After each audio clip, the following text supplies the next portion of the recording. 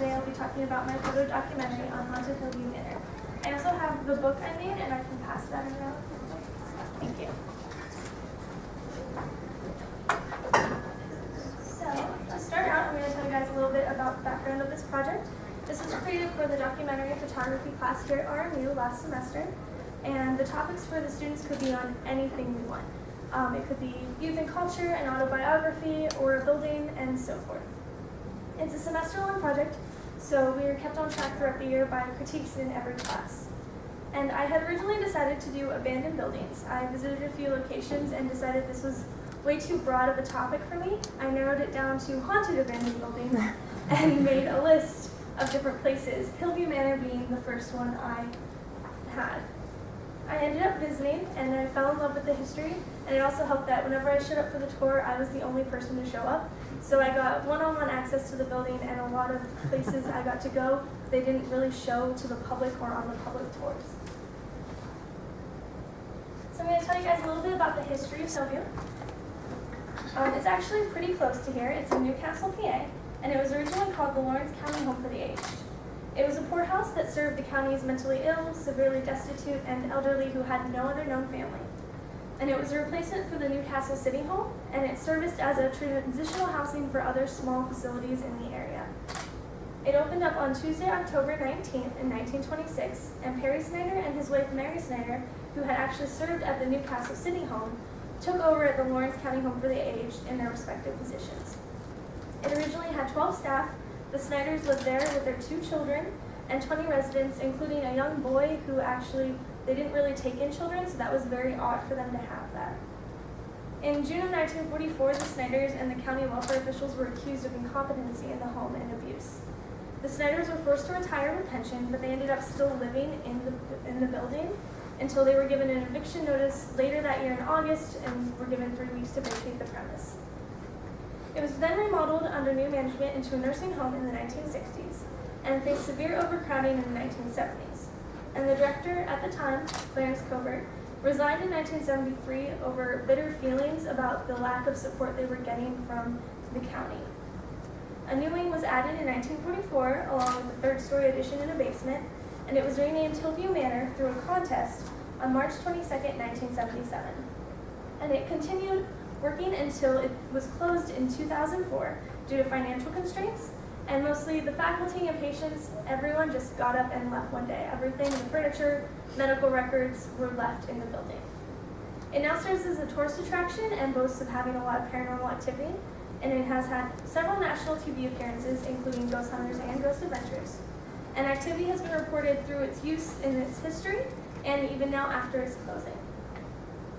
So, I'm going to tell you all a bit of the stories and share some of my experiences and experiences of other people here.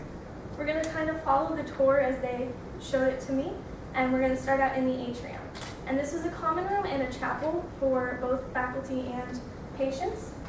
And the staff were actually known to sneak out onto the porch to smoke, and they got in trouble for it a lot. The signs are still up whenever I went that said no smoking. It's known there's a door to the left of the organ. If you stand in the hallway, people have reported seeing a dark figure peeking out from the room, and there's a few tour guides that refuse to go into this room. Excuse me. Also, there's rumors that the whole building was built near Native American land, and people who have stayed overnight in the building have reported hearing Native American tribal chants coming from this room at night.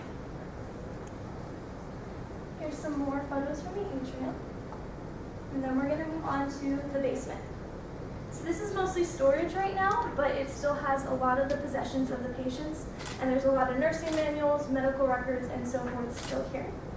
And a lot of people will come down here and use the items from the patients as a way to try to connect with their spirits. And it's really dark down there, and I got really scared, and the second time I went, I refused to go in again, and I was forced to go in, and I was very upset. But it's kind of scary. All right, we're going to move to Mary Virginia's room. This is a really interesting character. She actually came to Hillview as a child, and she stayed there until its closing in 2004. She had no other family than the nurses in the home, and she was left here as a child with cerebral palsy. And she was a child at heart throughout her life. She loved costume jewelry. She had them hanging up above her bed on the railing, and her dolls as well. she would actually be given the choice to choose one doll every night to sleep with. The nurses would take the other ones away. People report leaving their phones on her bed and say she was really curious, and if you leave your phone there, some people have seen their phones being swiped or apps being opened on their own. And this is room 208, which is considered Jeffrey's room. It's believed to be the spirit of a 9-year-old who came to Hillview with his brother, who was 12. Records show that the brother was adopted, but there's no records that exist of what happened to the 9-year-old. Some say he may have died and they covered it up, or he may have actually left with his brother. EVPs and voice recordings in this room reveal the name Jeffrey and Babe Ruth and baseball.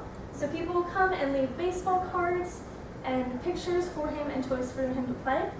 He was actually, like, whenever the facility was still running, the nurses believed that Jeffrey would visit those who were close to dying. A lot of patients would say they saw a small boy and then would later pass away. And this is Mary Ayala's room. Mary lived in the room, and it was right across the hallway from the bathroom. She was blind and had OCD, and it was believed that she ran a butcher shop, so she would compulsively wash her hands.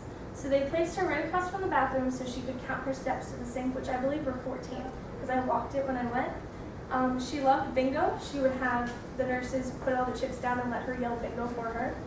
And she was very fond of her rocking chair. It disturbed a lot of other guests because into the night they would hear the rocking chair, so they ended up padding it so that it wouldn't be that much of a bother.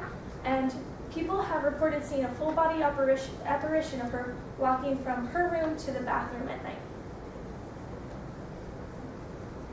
And we're going to close out the stories with Jimmy. Jimmy lived on the 3rd floor with his 2 friends. He is the one in the middle, the one that looks kind of like Robin Williams is to his left. That was one of his friends. He was known to walk around with a Polaroid camera and take pictures of people for $1. Now this is all fine and good, but usually there was no film in the camera, so he would just get their money. So he really liked chewing tobacco and cigarettes, so people would come and leave those for him along with dollars to have their picture taken. When I visited, I brought one of my Polaroid cameras and I took pictures of the hallway and I left them there. So, I'm just going to show you guys some other photos. This is the men's cafeteria. We have the embalming room and one of the grave markers from outside.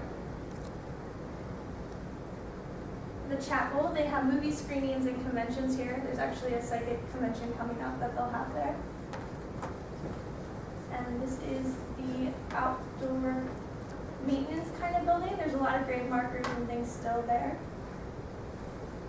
This is the hair salon. Everything was just left here. So there's still hair in the sinks and everything is where they left it whenever they walked out. This is just a community room. This is the women's cafeteria. And this is the lobby. It's kind of a touristy attraction place. They have a small gift shop, and they have a book where you can write down your own personal experiences, along with wedding albums of people who've gotten married there. And that's everything. And I look forward to questions at the end.